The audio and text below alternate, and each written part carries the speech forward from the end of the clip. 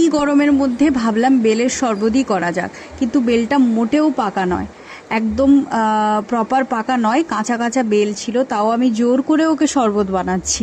তো বেলের পাল্পগুলো বের করে নিয়ে ওর মধ্যে ফ্রিজে থাকা আগের দিনের মিষ্টি দই ছিল, ওটাকেই আমি মিক্সড করে দিয়েছি। এতে মূলত টক দই দিলে বেশি ভালো লাগে। তো বেল তো এমনিই একটা মিষ্টি মিষ্টি ভাব রয়েছে, ওতে আর মিষ্টি দেওয়ারই প্রয়োজন থাকে না, বাট কেউ কেউ খেতে চায় তো অ্যাড করে। তো তারপর এই যে আবার বেলের শরবত রেডি। তো আমার মাটির জিনিসে খেতে খুবই ভালো লাগে, তাই ভাবলাম এই ভাঁড়ের মধ্যেই খেয়ে নিই।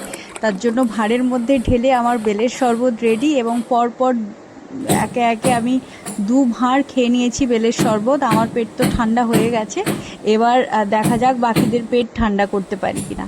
তো এভাবেই আমার দিন কেটেছে। Thank you so much for watching. আর মাটির ভাঁড়ে খাওয়ার জিনিসে একটা আলাদাই স্মেল থাকে, যেটা খুবই ভালো।